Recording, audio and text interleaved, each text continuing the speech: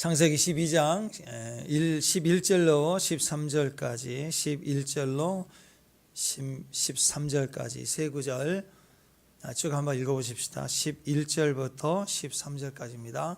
자, 읽습니다. 시작. 그가 애굽에 가까이 이르렀을 때 그의 아내 사렉에 말하되 내가 알기에 그대는 아리따운 여인이라. 애굽 사람이 그대를 볼 때 이르기를 이는 그 아내라 하여 나는 죽이고 그대는 살리리니 원하건대 그대는 나의 누이라 하라. 그리하면 내가 그대로 말미암아 안전하고 내 목숨이 그대로 말미암아 보존하리라 하니라. 아멘. 지금 아브라함은 이제 드디어 가나안 땅에 왔는데 가나안 땅 약속의 땅이잖아요. 이제 행복 시작이다 그런 느낌입니다. 근데 막상 와서 딱 도착해서 보니까 기근이 왔어요. 그것도 엄청난 큰 기근이에요. 이 기근이 심하다 이 말은 뉘앙스가 뭐냐? 대단히 실망한 거예요. 꿈꾸고 왔는데 내가 어떤 대가를 지불해서 여기까지 왔는데 와서 보니까 기근이에요. 그것도 그냥 잠깐 기근이 아니라 엄청 심한 기근. 그러니까 실망이 된 거죠. 10절 한번 읽어보실까요? 10절. 자, 불 보고 시작.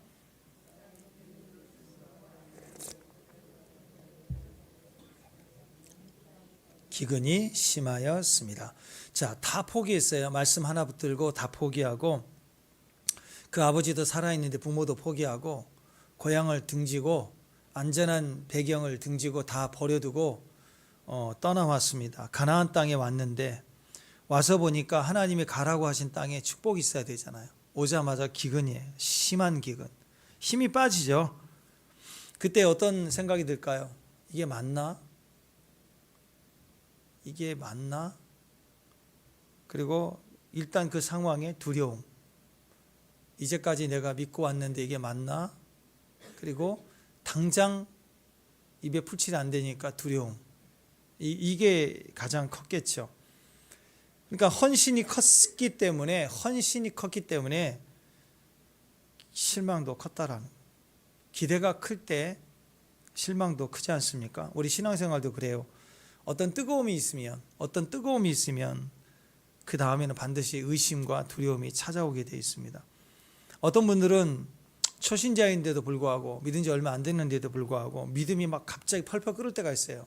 예배 때마다 펄펄 뛰어요. 막 춤추고. 근데 좀 지나면 어떻게 해요? 푹 꺼질 때가 있죠. 한 번도 안 경험해 보셨어요? 예. 그 옛날에 내 모습 같죠. 보면. 자, 어떤 일이 안 될 수도 있잖아요. 근데 문제는 지금 엄청 뜨거운 거예요. 하나님이 불을 받았다고. 그럼 뭐 돼야 되는 거 아니에요? 그러니까 그게 그렇게 계산대로 안 가니까 갑자기 그냥 꺼지는 정도가 아니라 의심이 되고 불안해지고 두려워지기 시작하는 거예요. 우리가 하나님 앞에서 은혜의 불이 떨어질 때는 세상을 다 정복할 것처럼 큰 믿음이 생기는 것 같지만 현실은 여전히 똑같습니다. 현실은 여전히 우리에게 힘들어요. 현실이라는 막강한 힘이 치고 들어오면 갑자기 무너지게 됩니다. 그때 우리는 지극히 현실적인 해결책을 선택하려고 해요. 그냥 그거예요. 그냥 애굽으로 돌아가자. 그냥 애굽으로 돌아가지. 이게 너무 쉬운 해결책이에요. 가까운 해결책. 그냥 다시 애굽 돌아가자. 뭐 이거예요. 이게 뭐예요? 내 생각, 내 느낌이라고. 자, 오늘 메시지입니다. 내 생각과 내 느낌을 따라 살면 인생이 더 꼬입니다. 더 복잡해집니다. 그리고 모든 것을 결국 다 잃어버려요. 그래서 그거 의지하면 안 돼요. 평생 우리는 누구를 의지해야 돼요? 주님밖에 없어요. 주님. 그거 굉장히 중요한 핵심이 됩니다. 여러분, 우리가 바보들이 아니죠. 그렇기 때문에 다 나름대로 말을 안 해서 그렇지 내 생각, 느낌이 다 있어요. 바보가 아니니까. 그래서 기근이 오면요, 애굽으로 가야 살아. 애굽으로 가면 살 거야 라는 그 내 생각이 치고 올라와요. 이게 정답처럼 느껴진다고요. 그러나 이것은 잘못된 길입니다. 왜냐? 출발부터 생각해봐요. 출발이 뭐였어요? 하나님 약속이었잖아요. 하나님 약속을 따라왔잖아요. 그러면 끝까지 그 약속을 따라가야 되는 거예요. 그게 믿음이죠. 그런데 이미 출발 때 가진 믿음의 길, 약속을 따라온 것은 잊어버리고 지금 갑자기 그 상황에 합당한 가성비 있는 결정이 떠오른다고. 이게 맞나? 그리고는 이렇게 해야지, 다시 가면 되지, 뭐 이런 거예요.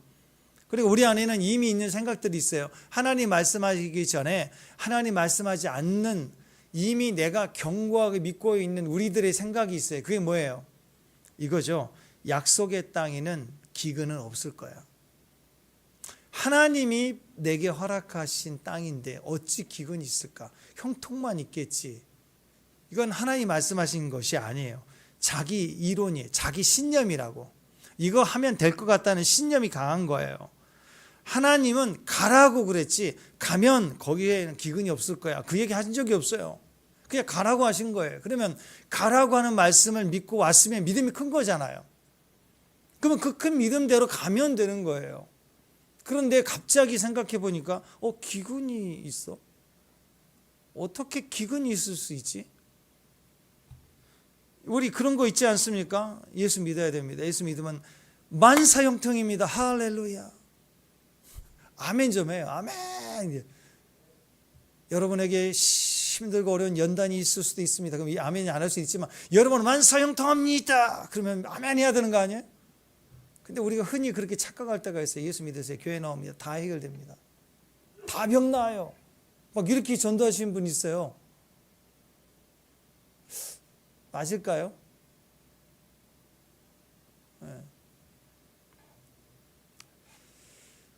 자, 우리는 흔히 예수님을 도깨비 방망이처럼 취급할 때가 있어요. 왜? 하나님 나라에는 아픈 것이 없고 또 병든 자가 없잖아요. 귀신도 없고 다 치유되고 회복되고 그게 하나님의 비전이고 꿈이고 그 뜻이 이루어진 것처럼 이 땅에서 이루어지길 원하십니다. 아멘. 네. 그렇다고 해서 모든 사람이 예수 믿으면 그냥 그때부터 모든 게 다 만사형통 쭉 문제없어, 눈물 없어. 이게 즉각 우리 안에 되냐고요. 그건 하나님 뜻이 아니에요. 왜냐하면 우리가 자라가야 되니까. 네. 은혜라는 그 공짜가 아니잖아요. 그 엄청난 값어치를 알게 하시기 위해서.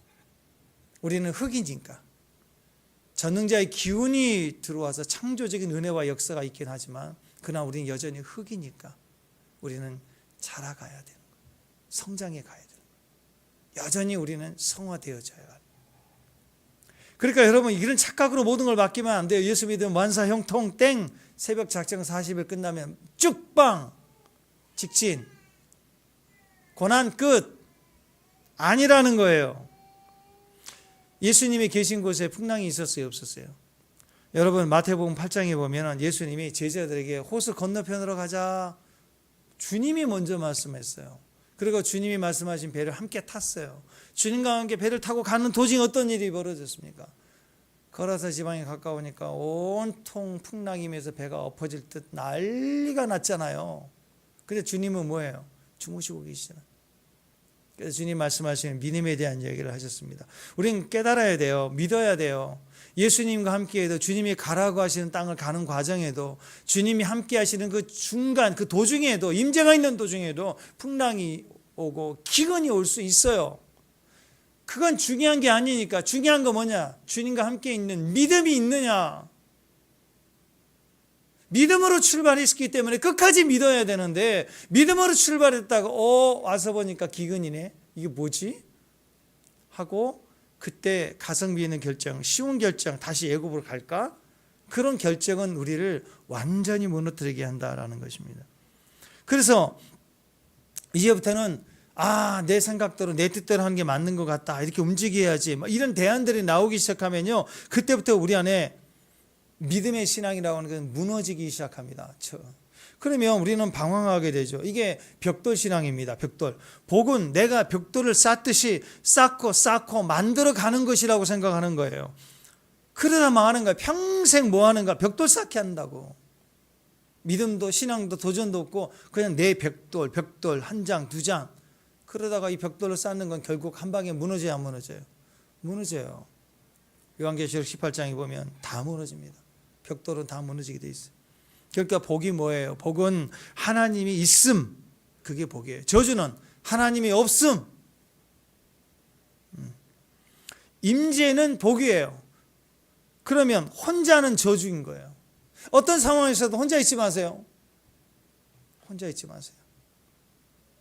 할렐루야. 혼자 있는 것은 시험 들고, 하와도 혼자 있을 때 뱀이 왔잖아요. 혼자 있지 마세요. 어떤 이유로든 주님과 함께 해야 될 특별한 이유, 주님과 1대1로 기도하거나 경건의 시간을 갖기 위해서 집중해야 될 시간, 그건 홀로 있는 것 같지만 혼자가 아니잖아요. 주님과 함께 있는 거잖아요. 그러니까 그거 외에는 모든 사람과 더불어서 이웃과 하나님과 함께 예배죠. 이웃과 함께, 가족과 함께 항상 주변에 사람이 있어야 돼요. 혼자 있지 마세요. 혼자 있는 사람의 특징입니다. 벽돌을 하도 많이 가지고 있어요. 혼자만 벽돌 쌓으려고. 임재는 복입니다. 혼자는 저주입니다. 마귀는 어떻게 하든 간에 우리가 하나님이 있음에서 하나님 없음의 상태로 우리를 막 가기를 원하는 거예요. 복의 상태에서 저주의 상태로 임재 안에, 하나님 임재 안에, 또는 가족 안에, 친구 안에, 동료 안에, 이웃 안에 함께 있기를 원하는데 사단은 항상 우리가 상처받고 떠나서 홀로 지내게 만드는 거예요. 이게 마귀 전략입니다. 하나님 없다라는 상태가 되면, 하나님 없어도 된다라는 상태가 되면 그때부터 사람은 자기 생각대로 살아요. 하나님 없다라는 뜻입니다. 내 생각, 내 느낌이 너무 강해요. 우리 같이 밥을 먹을 수도 있지만 때로는 상대가 원하는 거 같이 먹을 수도 있잖아요. 근데 굳이 내가 원하는 메뉴를 강조해야 되고 내 메뉴를 막 주장해야 되고, 그게 거절당하면 막 심한 친구들 사이에서도 상처를 입고 나를 거역했다고 생각하고 내 제안이 안 맞을 수도 있죠. 그렇지만 그게 안 맞는다고 막 상처받고 나를 거절했다고 생각하는 것은요, 이건 다 내가 하나님 없음이란 뜻이에요.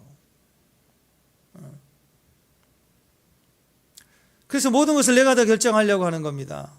그렇게 되면 그 다음 단계가 뭐냐면 기도가 안 돼요. 기도를 떠나게 됩니다.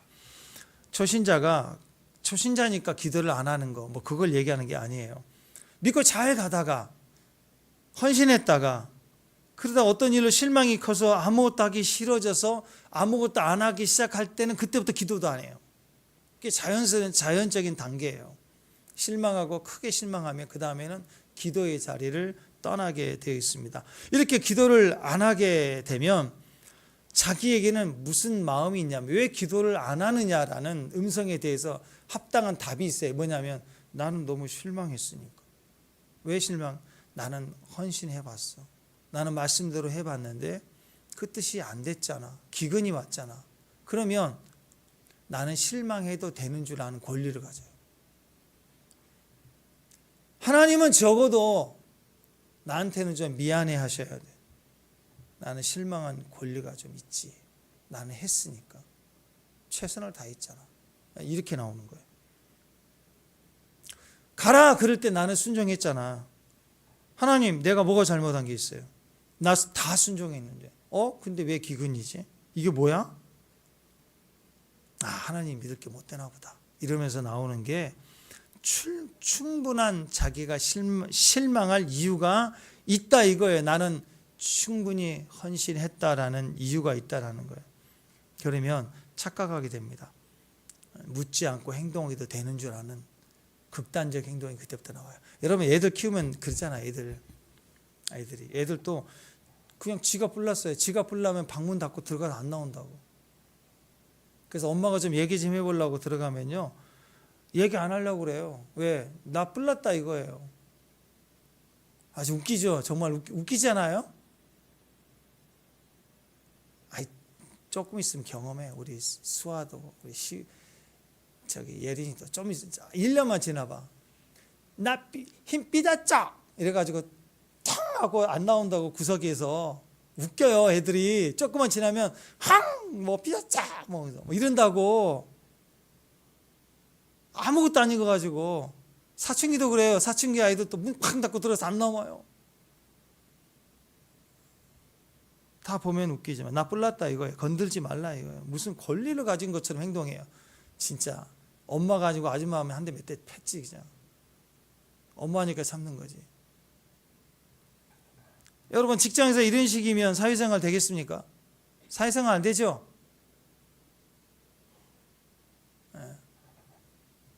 그런데 이상하게 교회 와서는 다 큰 사람들이 직장에서 안 하는 행동을 교회에서는 하더라고. 건들지 말라요.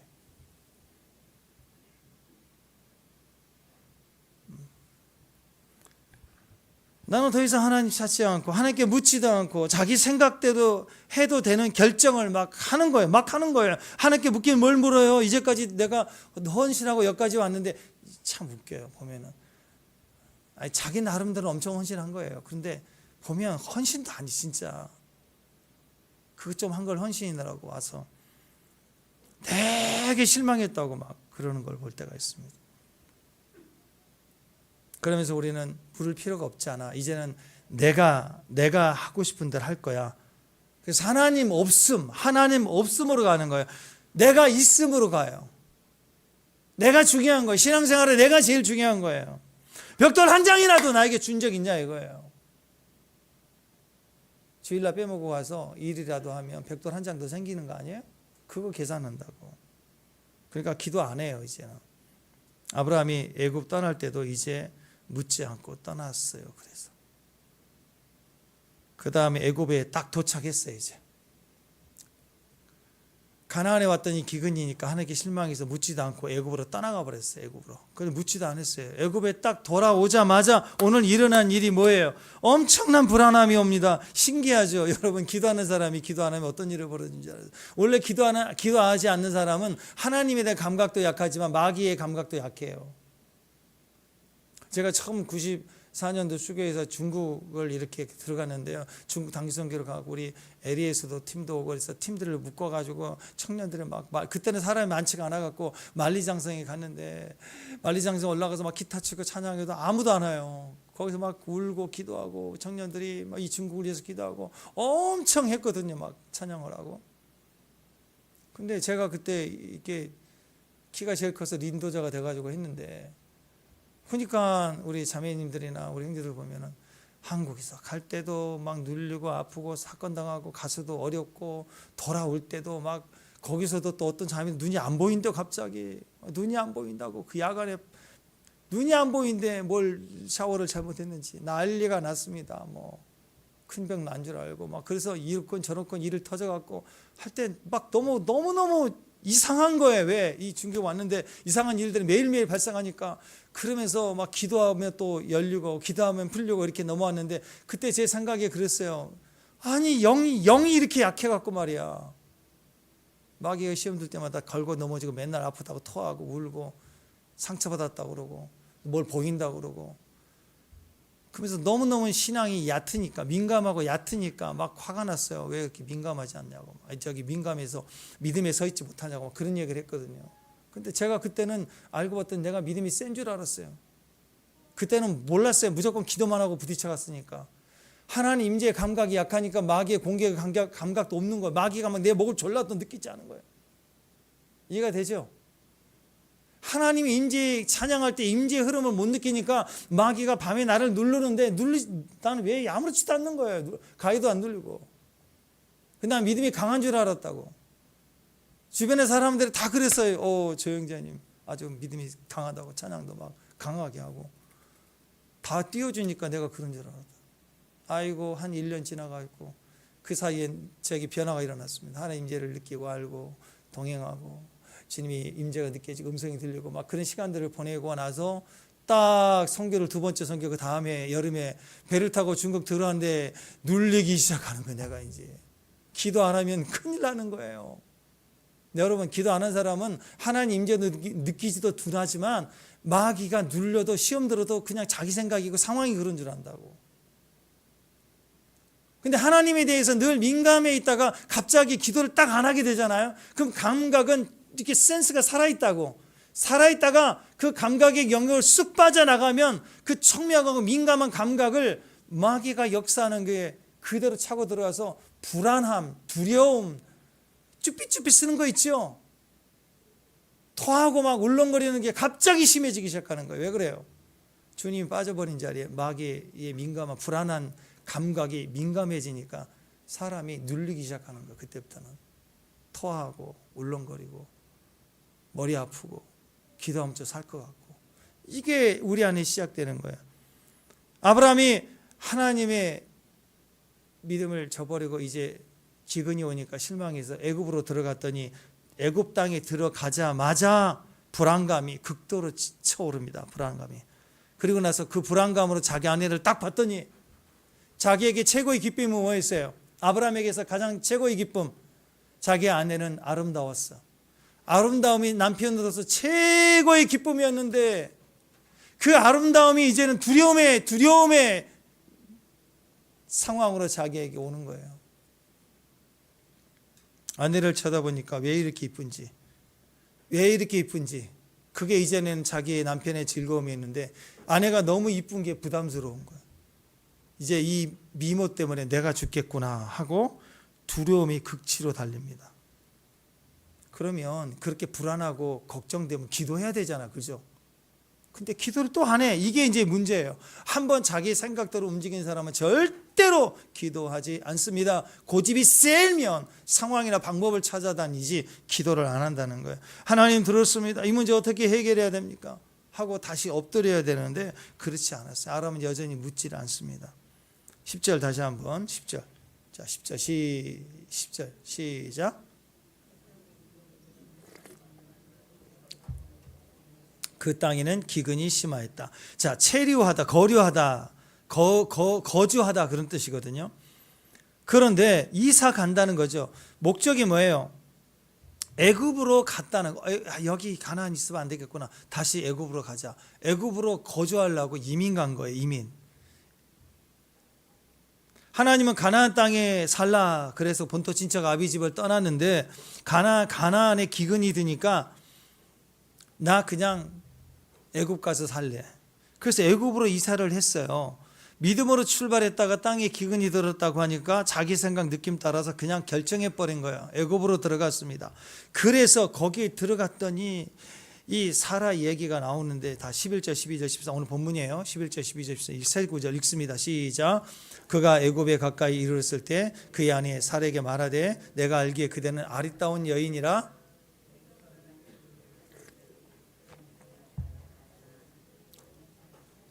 그대는 살리니 원컨대 그대는 나의 누이라 하라. 그러면 내가 그대로 말미암아 안전하고 내 목숨이 그대로 말미암아 보존되리라 하니라. 자기 아내에게 지금 아브라함이 자기 아내에게 하는 거라고. 그대는 아리따운 여인이라. 여기까지는 좋아요.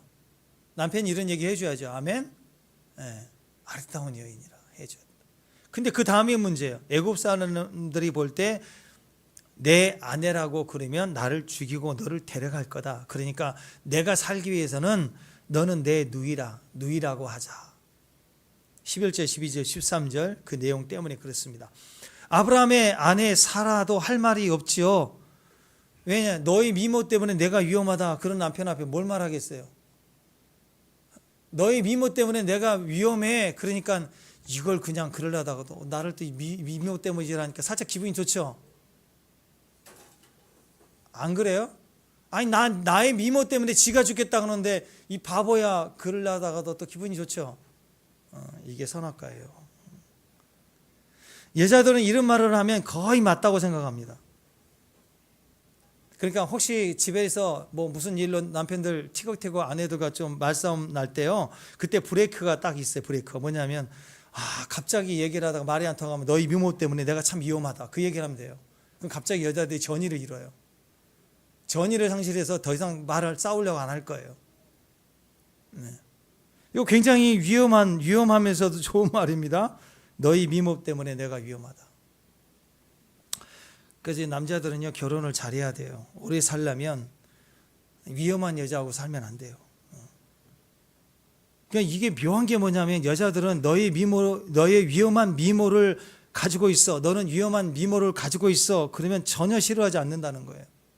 심지어 우리 그런 말 있잖아요. 경국지색. 나라가 기울어질 정도로 아름다운 여인. 걱정하지 마세요. 제가 보기엔 여기에는 그런 사람 없어요. 여기는 전혀 없어요. 이런 말 누가 하면 보이스피싱이에요. 거기 낚이면 안 돼요. 근데 이런 얘기를 들으면 여자들은 묘한 쾌감을 느껴요. 나 때문에 나라가 망하기도 하는구나. 살짝 기분 좋아집니까? 그럼 나르시스트예요. 여러분들은 좋아질 일이 아닌 거예요. 나라가 망하는 게 아니라 나라는 사람이 망해요. 우리 여자분들 이 소리가 들려서 쾌감이 느껴지면 나라가 망하는 게 아니라 나라는 사람이 망상으로 망하고 있어요. 공주병이에요, 공주병. 이런 말이 살 넘어가고 또 매일 앞에 거울 앞에 앉아 있으면 자꾸 거울 앞에 앉아서 말을 많이 하는 여자들이 있어요. 거울 앞에 앉아가지고 거울아 여기는 괜찮니 저기는 괜찮니. 이게 위험한 상태입니다. 정신 차려야 돼요. 이게 보이스피싱이에요. 너의 미모가 나라의 위험이 된다. 너는 예뻐서 너의 미모 때문에 나라가 위험하다. 매일 거울을 보는 여자예요. 이게 들리면. 여러분 거울도 안 보는 여자가 제일 이 세상에서 안전한 여자입니다. 아멘? 아멘이에요. 아멘. 예. 어쨌든 나라가 기울어질 정도로 위험한 얼굴이 아니라 우리 같은 안전한 얼굴이 좋아요. 할렐루야. 예. 안전한 얼굴 최고 좋습니다. 최고. 안전한 얼굴, 위험하지 않는 얼굴. 제일 좋은 친구 같은 사람. 친구 얼굴 보면 누구 얼굴이 보여요? 나하고 비슷해요. 아침에 봤던 얼굴하고 비슷해. 같이 웃고 같이 울고. 감정 그대로 공유돼요. 그 친구 같은 얼굴이 제일 좋은 얼굴. 거울 안 봐도 돼요. 자기 안에 사라의 얼굴이 얼마나 위험한 얼굴인지 그걸 보면서 자기가 위험하대요. 그건 다 너의 미모 때문이다. 이게 해석이 맞아요? 지금 애굽으로 왔는데 너의 아름다운 얼굴 때문에 내가 위험한 거야. 이게 해석이 맞는 거냐고. 이 엉터리 같은 해석을 해요. 왜 가만히 있는 자기 아내의 어여쁨을 문제 삼아서 너 때문에 내가 죽는다라고 얘기를 하냐고. 그러니까 여러분 남편들이 막 말도 안 되는 소리를 하면 진짜 미쳤구나 그렇게 생각하세요. 나의 미모 때문에 그렇구나라고 생각을 하고 좀 싸우지 말고. 근데 사실 이 말은요 굉장히 잔인한 이야기입니다. 내가 위험해. 왜? 너의 미모 때문에. 이건 굉장히 무책임하고 잔인한 말이에요. 이 말에 어떤 전제가 깔려 있어요. 내 아내를 누군가 데려갈 수도 있다. 그걸 느낀 거니까. 그러니까 그 다음 결론이 내가 살기 위해서는 나를 죽이고 아내를 뺏어간다는 게 두려운 게 아니라 내가 죽는다는 게 두려운 거예요. 내가 죽을 수도 있기 때문에 방법을 그렇다고 해서 얼굴을 미녀를 추녀를 만들 수 있는 것도 아니고 그러니까 누이라고 하자. 그 말은 뭐예요? 내 아내를 희생시켜서 내가 살겠다. 아내 팔아먹고 내가 살겠다. 아내를 나의 누이라고 하자. 이 말은 결국 뭐예요? 하나님도 팔아먹겠다는 거예요. 왜냐하면 하나님은 그 아내를 통해서 뭐라고 예언했어요? 사례를 통해서 이 아내를 통해서 큰 민족을 이루리라 그랬다고. 근데 그 아내를 팔아먹어요? 남자의 후손이 아니라 여인의 후손으로 오실 메시아의 계보의 통로에 그 아내를 팔아먹어요? 그러니까 자기 아내도 팔아먹고 하나님도 팔아먹고 뭐 때문에? 내 목숨 하나 살라고. 얼마나 어리석고 무책임한 일. 이미 있는 하나님의 음성을 버린 거예요. 이미 있는 하나님의 음성은 뭐예요? 네 아내를 통해서 모든 민족, 큰 민족을 이루리라. 그리고 내가 너를 보냈다, 가라 하는 곳에 가면 형통한다. 하나님 약속을 믿고 가는 그 음성이 있었음에도 불구하고 어느 순간 기근이네. 애굽으로 가야지. 애굽으로 가까이 올수록 느껴지는 두려움과 의심의 음성, 그걸 따르기 시작하니까 하나님도 버리고 가족도 버린 거예요. 지 혼자 살겠다고. 나중에 야곱도 그랬죠. 그 모든 그 사랑하는 아내를 얻기 위해서 7년 더 봉사하고 그렇게 얻었던 수많은 재산 다 보내고 누구 혼자 남아요? 지 목숨 혼자 남았다고. 거기서 하나님과 씨름해서 변화가 됐지. 그거 변화되지 않는 그 사건 이전에 야곱은 뭐예요? 형편없는 거예요. 형편없는. 자기 살겠다고 처자식 다 보내고 하나님도 포기하고 뭐 그런 거 아니에요. 진짜는 하나님을 위해서, 이웃을 위해서 내 몸을 버리는 거. 근데 그게 아직 안 됐다는 거예요. 겉으로는 영적 거장이고 지도자이고 아버지이고 가장이고 다 그래도 문제는 지 혼자 목숨 때문에, 내 괴로움 때문에, 내 생각 때문에, 나 좀 쉬어야 되니까, 내가 피곤하니까 모든 결정이 거기서만 움직인다면 그럼 바보죠. 그럼 나 대신 아저씨가 해주겠어요? 옆집 아저씨가? 그래서 우리가 이 아브라함이 얼마나 그 속에 성적이 다 드러났는지를 오늘 보게 되는 거예요.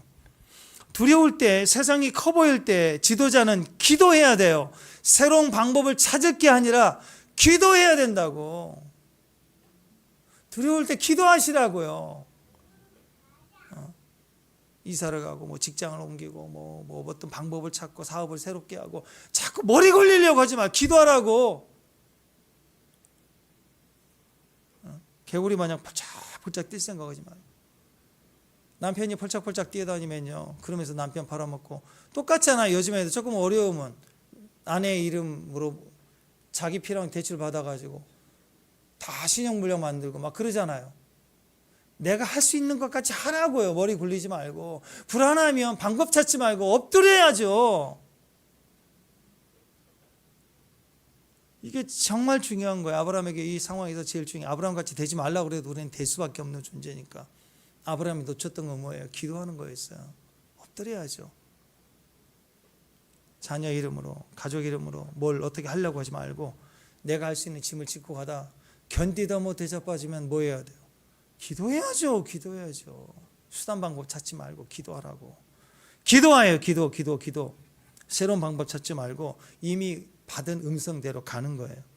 의심과 두려움의 음성을 듣기 시작하면 이제 신기합니다. 이제 애굽에 들어왔을 때 두려움을 느낄 때 아직도 안 늦었어요. 거기서도 기도하면 하나님 방법을 주시는데 거기서 합당한 방법을 찾았어요. 너는 내 누이라. 방법을 찾았다고. 아내를 팔아먹었다고. 그러면 풀려야 되잖아요. 그 다음 과정 어떻게 될까요? 더 꼬여요. 더 꼬입니다.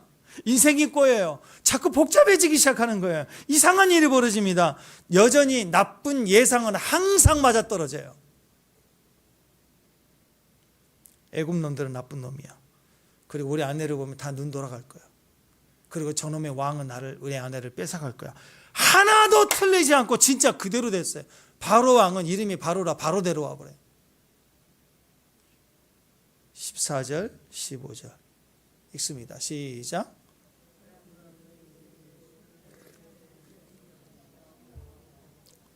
바로의 고관들도 그를 보고 바로 앞에서 칭찬함으로 그 여인을 바로의 궁으로 이끌어 들였지라. 참 희한하죠. 무슨 점쟁이 같아요. 무슨 잘못된 느낌과 부정의 흐름 속에 두려움 속에 결정을 하면 어쩜 그런 건 정확하게 맞아 떨어지는지 몰라요. 그런 일이 막 일어나요. 예언적으로 막 꽂혀요. 두려움이 말하면 두려움대로 말한 대로 실제로 그렇게 돼버립니다. 아브라함이 생각했던 것과 자기 느낌이 그대로 맞아 떨어졌어요. 맞았어요? 안 맞았어요? 그대로 되는 거예요. 바로가 예상했던 대로 자기 아내를 궁으로 데려가 버립니다. 아브라함이 두려워했던 일이 그대로 벌어졌어요. 우리도 그래요. 나름 우리가 똑똑하잖아요. 머리 좋다는 사람들이잖아요. 안 그래요? 그러면 내 생각대로 말하고 내 느낌대로 말하는 거 맞아요? 안 맞아요? 맞아요? 안 맞아요? 여러분 말하는 대로 맞아요? 안 맞아요? 맞아요. 맞더라고. 그러니까 모든 일에 내 생각에 내 판단에 대한 확신이 드는 거예요. 신념이 있는 거라고. 매사에 내 생각이 맞다고 말하는 거예요. 틀릴 수도 있잖아요. 틀릴 수도 있죠. 그런데 늘 나는 맞대요. 여기서부터 병들기 시작하는 거예요. 피눈물 흘려야 깨지더라고. 나는 항상 맞았어. 이게 피눈물 흘려야 깨지더라고. 피눈물 흘려지 않으면 안 깨집니다. 여러분이 옆에 있으면 힘들어요. 항상 자기가 맞는 사람. 너무 힘들어. 자, 이렇게 분별을 하면 됩니다. 나는 항상 옳은데, 내가 항상 옳은데 내 말을 듣지 않거나 내 말을 했는데 다른 소리를 하면 막 화가 나고 시험에 들고 막 그러면 이건 안 깨진 거예요. 내가 어느 과인지 잘 보세요. 자, 내가 항상 옳아요. 옳은데 누가 딴소리하거나 내가 얘기를 했는데 자꾸 그럴 때도 여전히 나는 옳아요. 옳지만 시험에 들지는 않아요. 뭐 그럴 수도 있지. 뭐 아니면 너가 맞을 수도 있고 지금은 내가 맞지만 그렇게 여유가 생겨요. 그러면 너가 맞는 대로 한번 해봐. 근데 여전히 내가 얘기하는 게 맞을걸?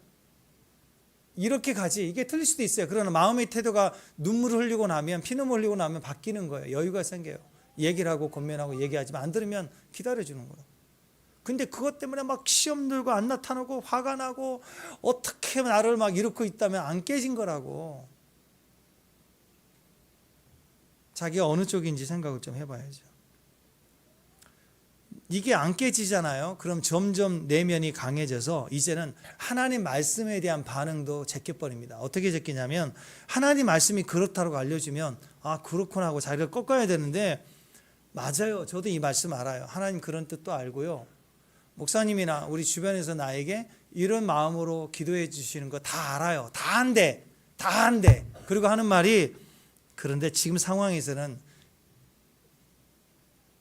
내 판단이 옳은 것 같아요. 이렇게 한다고. 다 한대. 근데 지금은 제가 더 옳은 것 같아요. 제가 알아서 할게요. 이게 똑똑이라고. 얼마나 똑똑한지요. 그래 한번 들어보자. 그래서 들어보면 또 맞는 말을 해요 또. 아니 똑똑히 사는 말이 틀린 말을 하겠냐고. 이성적으로는 다 맞는 얘기를 해요. 분별도 해석도 판단도 들어보면 다 맞는 얘기를 하는 거예요. 틀린 얘기, 이상한 얘기를 안 해요. 근데 문제는 뭐냐면요. 판단하고 이야기하는 건 다 똑똑해서 다 맞는 것 같은데 사실 그 다음에 결론이 없는 얘기예요. 이 얘기는.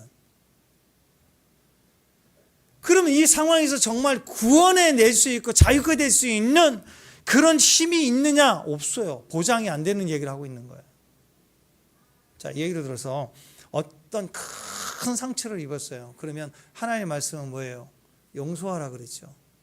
축복합니다. 그런데 용서하라는 말 알아요, 우리는. 그렇지만 이 상황에서 내가 얼마나 고난을 당하고 어려웠고 억울했는가, 내가 이것에 대해서 물질적으로 손해를 본 것이 있다 그러면 최소한의 기준, 사회적인 법적 관계에서 요구되는 기준이라도 내가 받아야 되는 게 아닌가라는 논리로 얘기하기 시작하면 그 틀린 얘기 아니잖아요.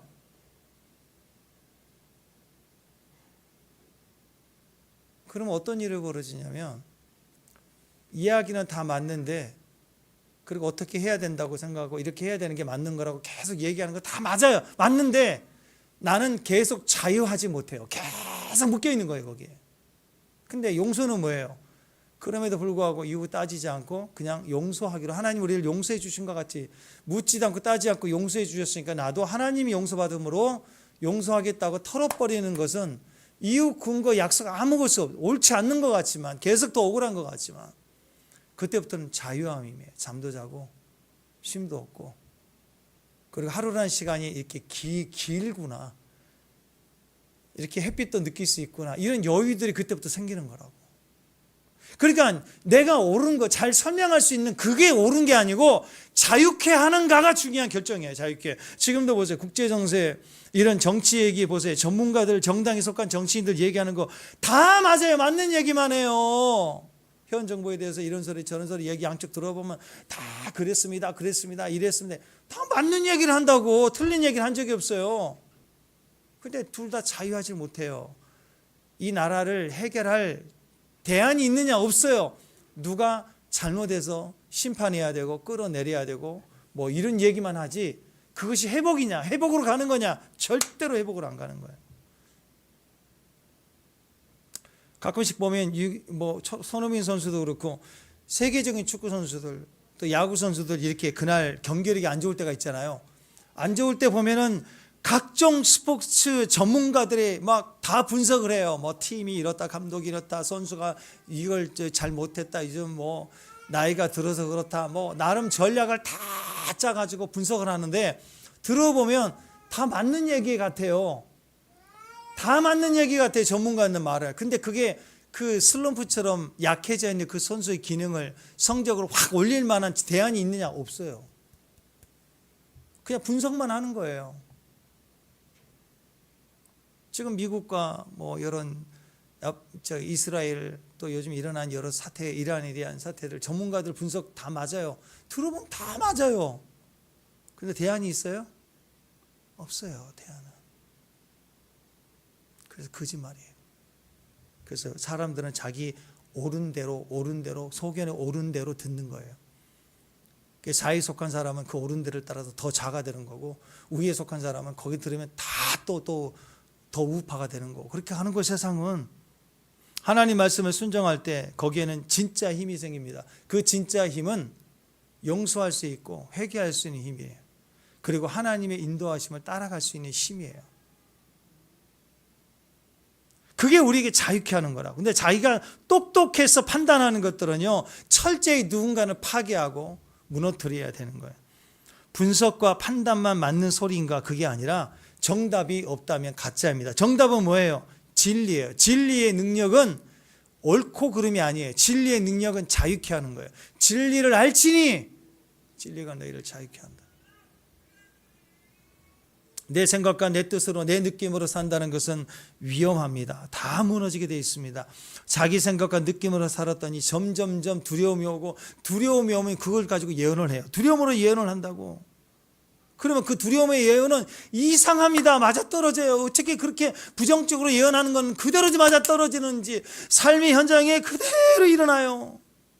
아브라함이 자기 아내 사례를 누이라고 이름을 불러주면서 갔더니 이렇게 일이 꼬이기 시작하고 두려워했던 일들이 그대로 벌어지게 되었습니다. 근데 하나님 어떤 일이 여기에 벌어지죠? 바로의 성까지 넘어갔을 때 아브라함이 해결할 수 있는 능력이 있을까요? 있어요? 여기서 이제 아브라함이 할 수 있는 방법은 뭐예요? 우리의 가성비로 애굽 기근이니까 가나안에서 애굽을 돌렸어요. 이건 우리가 할 수 있죠. 또 아내를 사례라고 불렀어요. 여기 우리가 할 수 있어요. 근데 정말 그런 일들이 벌어져 갖고 아내를 뺏겼어요.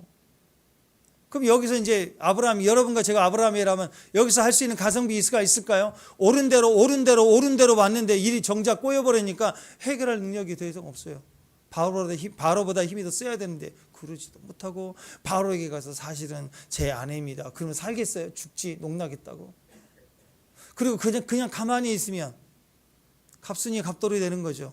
자기 아내 보내놓고 울면서 안 그럴 줄 알았네, 이러고 있을 거 아니에요. 이 바보 남편 나된 거 아니에요. 해결할 능력이 없죠. 자, 이럴 때 누가 나타날까? 하나님이 개입하시기 시작해요. 어떤 일이 벌어진지 아세요? 16절 말씀 읽어봅니다. 16절 시작.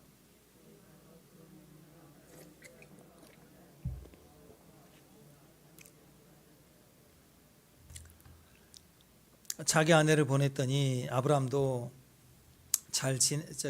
바로가 아브라함에게 잘 지내보자고 물질적으로 풍성한 걸 줬어요. 엄청나게 줬어요. 그러니까 자, 여기까지 정리해보면 말씀대로 살았더니 기근만 났어요. 근데 말씀을 등져버리고 내 옳은 좋은 판단을 가지고 똑똑한 전략을 가지고 애굽으로 틀어버렸더니 부자가 됐네. 부자가 됐어요. 좋은 집도 되고 인정도 받고. 딱 하나 부작용이 하나 있어요. 딱 하나. 그게 뭐예요? 아내 뺏긴 거. 그거 하나 뺏기고 그거 하나 부작용 빼놓고는 다 좋았죠. 돈 벌었잖아. 돈. 기근인데. 야고보서 1장 17절 보면 이렇게 얘기합니다. 시작. 온갖 좋은 은사와 온전한 선물이 다 위로부터 빛들의 아버지께로부터 내려오나니 그는 변함도 없으시고 회전하는 그림자도 없다. 회전하는 그림자라는 것은 빛을 갖다가 이렇게 비치면, 프레시로 비치면 뒤에 그림자가 지죠.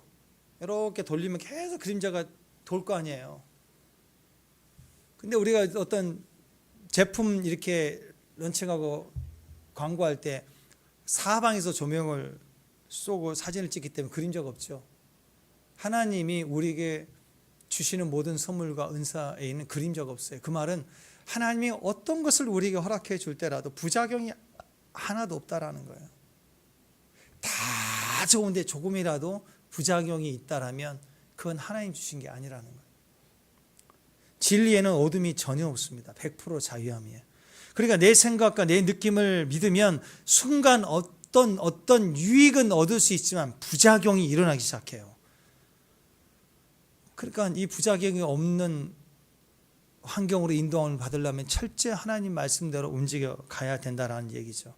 오늘 결과적으로 아브라함은 내 생각과 느낌을 따라갔더니 이제 점점 감당이 되지 않을 만큼 겉으로는 좋아 보이지만 엄청난 부작용에 이르게 됩니다. 자, 이런 상황에 하나님 우리에게 개입해 주시죠. 내가 할 수 없을 때 하나님이 간섭해 주십니다. 이걸 은혜라고 그래요. 전능하신 하나님, 지존하신 하나님이 그분의 능력으로 우리 삶 가운데 간섭해 들어오시는 거예요. 전적인 은혜 개입하시는 거예요. 이 상황 아브라함은 절대 해결하지 못합니다. 그런데 하나님이 들어오시니까 해결하기 시작해요.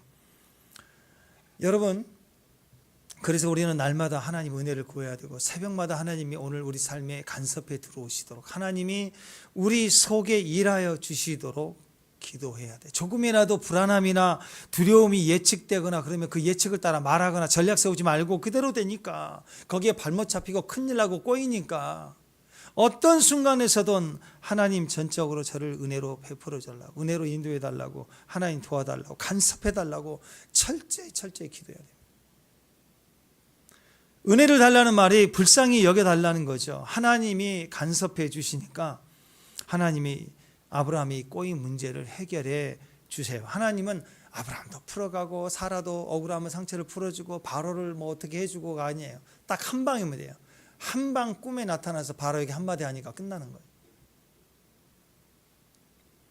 여러분, 하나님은 은혜로 삽니다. 우리는 알고 가는 자가 아니고 믿고 가는 사람이에요. 우리를 붙들어 주시는 하나님 은혜가 우리에게 필요합니다. 철저히 우리에게는 은혜가 필요해요. 우리의 별명이 언약 백성 아니에요? 언약 백성? 언약 백성이란 말이 뭐예요?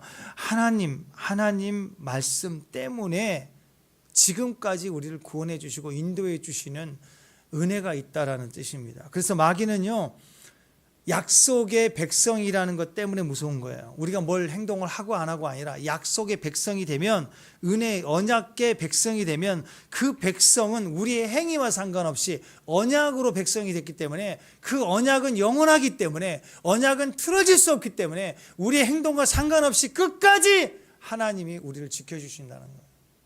그게 지금 아브라함의 모습이 형편없이 무너졌잖아요. 여기 아브라함의 의가 보여요? 안 보이잖아요. 근데 언약 백성이란 이유 때문에 지켜보시다가 이제 안 되지 하고 주님이 일하기 시작해요. 언약 백성이라는 것 자체가 사탄이 절대로 우리에게 어느 한계선까지 고난과 위험과 두려움을 주지만 결탄코 우리를 손대지 못한다는 걸 우리는 알아야 돼요. 할렐루야. 네. 내 행위로 구원받은 게 아니니까, 언약으로 구원받았기 때문에, 예수로 구원받았기 때문에, 내 행위가 좀 못나고 실수하고 부족해도 그것 때문에 실망해서 너를 내가 보기 싫다, 하나님은 절대로 그러지 않아요. 그래서 17절에 개입하십니다. 17절 시작.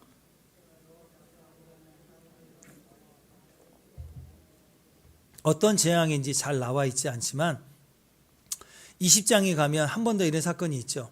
아브라함이 또 깨닫지 못하고, 그때는 아브라함이 아니라 아브라함인데 좀 성숙한 자리에 올라갔는데도 또 아비멜렉에게, 그랄 땅에 가가지고 그랄 왕 아비멜렉에게 우리 누이요 또 한번 그래요, 또 팔아먹어요 또 아내를. 사라가 대단하죠. 자기를 2번 팔아보는 남편을 데리고 살아야 되니까. 근데 그때는 꿈에 나타났어요. 네가 남편이 있는 여자를 데려왔으니 너 죽여버리겠다. 그러니까는 아비멜렉이 벌벌 떨어가지고 아유 이거 어찌된 일이냐 하고 돌려보내주죠. 근데 오늘 말씀에는 이 바로에게 어떤 일이 있었는지 잘 몰라. 그냥 바로와 그 집에 큰 재앙을 내렸다 그랬어요. 큰 재앙을. 그러니까 여기에서 바로가 굉장히 큰 충격을 받게 되고, 그 다음에 네 아내 여기 있으니까 데려가라 하고, 그리고 나서 돌려보내주는 일이 벌어졌어요. 하나님이 개입하시니까 반드시 하나님이 이렇게 회복시켜 주셨다라는 거예요. 그러니까 지금도 마찬가지입니다. 하나님이 개입하시면 돼요. 아멘. 우리는 방법을 몰라요. 그냥 주님이 간섭하시면 돼요. 주님 저를 간섭해 주세요. 아멘. 하나님 은혜를 주세요. 하나님 저에게 간섭해 주세요. 이거보다 위대한 기도가 없다고. 하나님이 치신 재앙이 얼마나 크고 두려웠던지 네 안에 여기 있으니 어서 데려가라 하면서 다시는 오지 말라, 그런 뜻으로 바로가 자기 보물을 다 실어다 가지고. 여러분, 아브라함의 모습을 보십시오. 참 비참하고 부끄럽습니다. 자기 아내를 누이라고 속이고 자기 아내에게 여보가 아니라 이제부터 너는 나를 오빠라고 해라. 그 이유가 뭐였어요? 나 살아야 되니까. 나 살아야 되니까. 너 집부터 너 나를 오빠라고 불러라. 요즘 결혼한 여자들이 자기 남편을 요즘에는 오빠라고 막 부르더라고요. 결혼했음에도 불구하고 남편을 오빠라고 부르는 여자들은 왜 여보라고 부르지 못하죠? 첫째는 지가 너무 예쁜 줄 알아요. 내가 예뻐서 아직도 공주병 같은 거예요. 그래서 사람들 있는 데서 여보 그런 사람들 볼 때 결혼한 여자구나, 아줌마구나, 이게 싫어서 오빠 그러는 거예요. 결혼 안 한 것처럼 보이려고. 아직도 자기가 공주인 줄 아는 거예요. 결혼했지만 나는 여전히 예쁘다. 아직도 나는 거울을 보는 여자다. 나는 아직도 처녀이고 싶은 위험한 생각이 있어서 그런 거죠. 사라는 애굽 왕까지 인정한 예쁜 여자였지만 한 번도 그 전에 오빠라고 부른 적이 없어요. 오빠라고. 근데 아브라함이 시키니까 그때부터 오빠 그랬지. 남편이 나쁜 거예요. 자꾸 오빠라고 시키니까. 내 누이라 하다. 그 말은 뭐예요? 오빠라고 불러라, 그 소리죠. 뭐. 두 번째는요, 불신앙 때문에 그렇습니다. 죽을까 봐서 넌 나의 누이야 그랬더니 그 아내도 당신은 나의 오빠야. 그러니까 불신앙이니까 둘 다 믿음으로 죽는 거죠. 믿음이 없으니까 죽죠. 솔직히 아브라함이 두려워서 아브라함도 끝까지 여보 했어야 된다고. 근데 나의 누이야 하고 바꿔버리죠. 그러니까 사라도 오빠야 그런 거지. 만약에 아브라함이 두려워서 이제부터 넌 나의 누이야, 그래도 무슨 소리야. 나는 한 번 결혼했으면 끝까지 결혼이지. 너는 나의 오빠 아니야, 여보야 하고 사라가 죽어도 오빠야 안 하고 여보 그랬으면 바로가 데려갔겠어요? 이상하네. 그럴 거 아니에요. 그러니까 둘 다 신앙이 없는 거죠. 남편이 신앙이 없어 보일 때 한탄하지 마시고 아내 되신 분만이라도 여보라고 불러야 돼요. 끝까지 신앙을 주님만 불러야 된다고. 남편 얘기 안 들어 따라가면 안 돼요. 또. 사라가 믿음이 있었다면 여보 무슨 소리야, 당신은 나의 남편인데 나는 오빠 싫어, 끝까지 여보야 하고 그러면 아브라함이 충격을 받았겠죠. 그래 믿음이 있군. 그럼 내가 머리를 굴리지 않니, 우리 그냥 여보라고 부르면서 죽자, 뭐 이런 믿음이라도 되지 않겠어요? 결혼한 믿음의 아내들 여러분, 어떤 상황에서도 남편을 오빠라고 부르면 불신앙입니다. 결혼했으면 오빠라고 부르면 안 돼요. 남편을 남편이라고 불러야죠. 덜덜 떨면서 숨어 들어가는 남편도 정신 반짝 차릴 거 아니에요. 남편을 오빠라고 부르는 게 여기서부터 나온 거라고. 여기서부터. 남편이 바보같이 나의 누이야 그래도 아내는 끝까지 여보 당신은 제사장이야, 예배하는 자야, 이렇게 끝까지 얘기를 해줘야 집안이 바로 잡히게 된다고. 천하의 아브라함이지만 자기 생각, 자기 느낌, 자기 전략을 세우니까 점점 추락해지더니 비참해졌지 않습니까? 아브라함이 얼마나 비참한지 이방인이 세상에 하나님 백성인 아브라함을 향하여 막 훈계해요. 이방인에게 욕이나 얻어먹어요. 이제 아브라함이 자기 아내 제껴버리고 자기 목숨 사겠다고 이름 바꿔버리고 호칭도 그냥 오빠라고 부르게 하고 막 이래 했더니 결국 나중에 다 이렇게 팔려가가지고 결국 하나님이 수습해 주니까 이방인 왕이 얼마나 화가 났든지 와가지고 아브라함을 막 훈계해. 여러분, 세상에 이런 꼴 당하면 안 돼요. 우리가 신앙이 없어도 믿음이 없어도 그렇지 어떻게 믿지 않는 자가 우리의 신앙의 이유를 가지고 야단을 치고 훈계하고 부끄러운 일을 당할 수가 있느냐는 거예요. 에? 이 정도까지는 안 가야죠. 예배와 거룩의 행동에 부족함이 있을 수 있고 믿음이 작을 수 있고 아직 형편에 어려움이 있을 수 있고 감정이 약함이 있을 수 있지만 세상보다 교회가 도덕적으로 타락해요? 있을 수 없는 일이에요. 있을 수 없는 일이라고. 세상이 교회를 얘기하고 욕하는 이유는 뭐예요? 교회에 대한 기대가 있어서 그런 거라고. 자기는 안 돼도 교회는 그래야 되지 않는가라는 기대가 있는 거라고. 아브라함의 신앙이 얼마나 추락했던지 세상에 이방 왕이 대표로 와가지고 이방 왕이 욕을 해요. 아브라함이 욕이나 얻어먹었어요. 너는 왜 정직하지 못했느냐? 어찌하여 네 아내를 나에게 말하지 않았냐? 어찌하여 이렇게 행하였느냐? 왜 거짓말했느냐? 너는 믿는다고 하면서 왜 정직하지 못했니? 네가 홍길동이냐? 왜 아버지를 아버지라고 부르지 못하냐? 왜 아내를 아내라고 못하고 왜 너희 둘이는 오빠 그리고 뭐 내 누이 그러고 있느냐? 세상 사람이 와가지고 너 믿는다고 하면서 너 왜 그렇게 사냐? 내 사기치냐? 왜 거짓말하냐? 이런 소리를 듣는다면 얼마나 비참한 겁니까? 영광은 뭐예요? 영광은 하나님을 드러내는 거예요. 아멘? 수치는 하나님을 가려버리는 거예요. 수치당하면 안 돼요. 비난받아요. 세상에서 아브라함이 욕 먹잖아요. 엄청 충격받은 거예요. 18절 19절 읽습니다. 18절 19절 시작.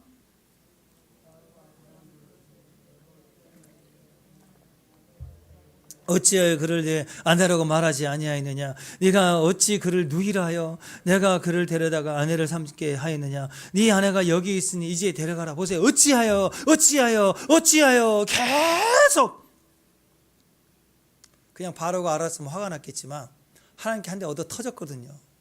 하나님께 얻어 터지니까 바로가 찍소리도 못하고 깨갱해가지고 겨우 하는 소리가 어찌하여 그랬느냐. 이렇게 하나님의 힘이 느껴집니까? 예. 그러나 아브라함은 수치를 당했습니다. 부끄러운 거죠. 우리가 내 생각과 내 느낌으로 살아가면 결국 일이 꼬이고 다 망하고 하나님이 승리를 주셔도요 수치당해요. 너 그것밖에 안 되냐? 그렇다고. 하나님의 은혜로 우리에게 개입해 주실 때 우리가 지켰던 믿음이 끝까지 있었으면 얼마나 강해졌을까요? 그죠? 지금은 죽으리라 하는 마음으로 하나님 주신 짝지어 주신 우리 둘을 누구도 나누지 못한다 그랬죠? 그러면 끝까지 가야죠. 세상이 사람이 되게 어찌하랴 하고 가야 돼요. 가다 그 가정을 이루신 분이 하나님이면 그 가정을 지켜주신다고.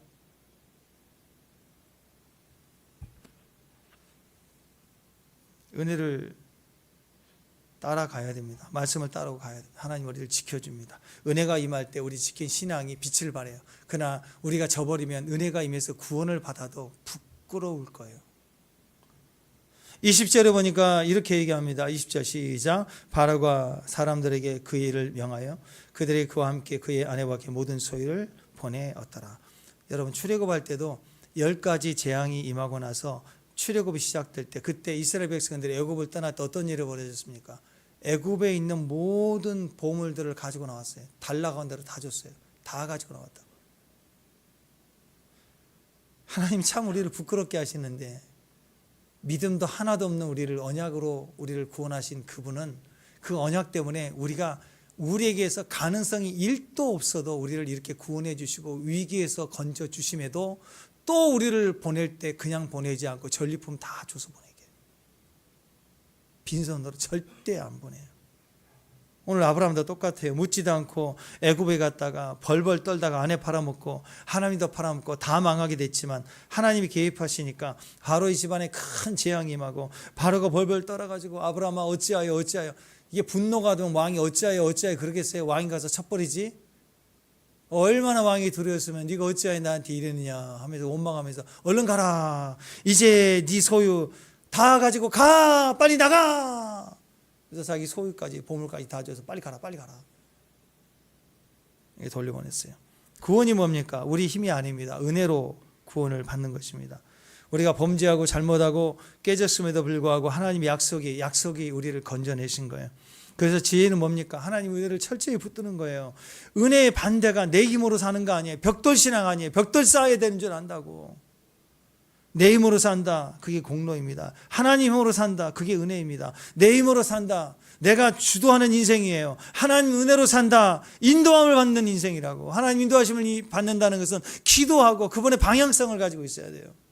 그 순간순간 옳은 판단만 따지고 계산 따지고 계산기 따지고 그래서 결정하는 게 아니라고. 이걸 성경은 계속 얘기를 하고 있습니다. 그래서 아브라함의 사건이 결과적으로는 모세의 출애굽 사건과 같아요. 진정한 출애굽은 예수님의 십자가잖아요. 우리가 범했던 모든 죄들 생각해 보세요. 우리는 다 죄인이고 또 죄일 뿐이에요. 사실 오늘 아브라함보다 사실은 더 찌질해요. 아내 팔아먹고 아내 핑계하고 지금까지 맨날 그러고 살았잖아요. 자기 목숨만 중요한 줄 알고 낯선 피곤하면 그게 다인 줄 알아. 그리고 나서는 바로 앞에 가가지고 세상 왕 앞에 가서는 아무 찍소리도 못해요. 네. 박소리 밖에서는 찍소리도 못하고 집에만 들어오면 자기 아내한테는 큰 소리나 치고 찌질하고 못나고 꼬여서 해결도 못하고 화만 버럭내고. 그게 우리 모습 아니에요? 왜 밖에서는 그렇게 젠틀하고 그렇게 교양 있고 딴 사람은 다 예의 갖추고 집에 와서는 지 엉망이고 아내에게 엉망으로 말하고 남편에게 엉망으로 대하고 바로에게 찍소리도 못하고 아비멜렉 20장 가서 똑같아요. 아비멜렉 앞에 가서 찍소리도 못하고 어떻게 그 나라 그 땅만 들어가면 찍소리도 못하고 집에만 들어오면 누이야 오빠라고 그래라 막 이렇게 바뀌고. 그러니까 어찌하여 나에게 이렇게 행하였느냐 빨리 데려가라 이런 일을 하나님 은혜 속에 이런 일이 벌어진다고. 이제는 정신 차려야죠. 예수님 이야기입니다. 예수님 오셔서 우리가 언약을 붙들고 우리가 그의 피로 값지고 우리를 사시고 우리가 당한 고통과 무능에서 우리를 보호해 주시고 건져 주신다. 이게 우리에게 간섭해 주심이라. 오늘 예수님을 영접하셔야 됩니다. 믿으셔야 돼요. 끝까지 주님 보고 가셔야 돼요. 내게 은혜를 더해 달라고 기도하셔야 됩니다. 우리의 신앙의 완성, 인생의 완성은 오직 예수님 뿐입니다. 신구약 성경 어디를 찔러도 말씀 어떤 구절을 읽어도 그 말씀 2번만 씹으면 그 말씀 씹을 때마다 나를 향한 예수의 피가 그 말씀에 흘러나온 걸 느껴야 돼요. 성경책 온통 다 피로 가득 차 있어. 사랑으로 가득 차 있어. 그 말씀을 손으로 찔러 내려가면 피가 흘러나와야 된다. 이게 은혜라고. 은혜 아니면 살 수가 없어요. 은혜가 나를 붙들고 가는 거라고. 남편 보지 말고 아내 보지 말고 남편 바라봐야 또 나한테 넌 나 누구야 이런 얘기 난다고. 아내 보지 마세요. 아내 바라봐야 아내는 결국 해봐야 또 오빠야 이런다고. 하나님 바라봐요. 하나님 은혜만 보고 가야 돼요. 어떤 상황에서도 의심과 두려움으로 말하면 어리석어합니다. 이상합니다. 의심과 두려움으로 악담으로 상처되는 말을 하면 진짜 그렇게 돼요. 인간이 예언적인 힘이 있기 때문에 절대로 두려움에 말하지 마세요. 두려움 가운데는 예언해야 되는 거예요. 두려움 가운데는 엎드려 기도해야 돼요. 하나님 은혜 없이는 내가 할 수 없습니다. 어떤 상황에서도 엎드리고 하나님 찾아야 됩니다. 은혜를 구하셔야 됩니다. 어떤 상황에서도 내 생각과 내 느낌을 믿고 따라가면 큰일 납니다. 망합니다. 헛똑똑이가 돼요. 하루하루 보면은 살 빼야지 하면 살도 안 빠지는 인생이잖아요. 우리가 비록 살이 쪄도 엉덩이는 좀 무거워져 가지고 어디 앉으면 끝까지 좀 기도 좀 하세요. 무겁게 좀 오래 앉아 있는 거 기도 좀 하라고 하면 펄쩍 뛰고 발작하고 열이 갔다 저기 화장실 갔다 어디 갔다 왔다 갔다 하지 말고 기도 한번 시작하면 그대로 꾸준히 갈 수 있는. 살다 보면 우리가 다 이런저런 문제가 있습니다. 신앙생활에서도 믿음으로 헌신했지만 때로는 기근이에요. 그때 충동적으로 이리 갔다 저리 갔다 발작하지 마시고 산에 한번 가보세요. 산에 가보면 수백 년 묵은 큰 거목들도 있죠. 수백 년 묵은. 근데 그 거목들은요 자라가면서 이리 한번 옮기고 저리 한번 옮기고 그런 나무들이 아니에요. 그런 나무들은 오래 못 가요. 정말 수백 년 먹은 거목들은요 한 군데 꾸준히 있어야 거목이 되는 거라고. 주의 말씀에 깊이 뿌리를 내리는 사람, 하나님 앞에 거목과 같은 인생, 든든하고 뿌리를 깊이 내리는 자리, 하나님의 은혜를 붙들고 하나님의 은혜로 사는 저와 여러분 되시기를 주님의 이름으로 축원합니다. 다리에서 일어나셔서 오직 예수뿐이네 은혜 아니면 살아갈 수 없는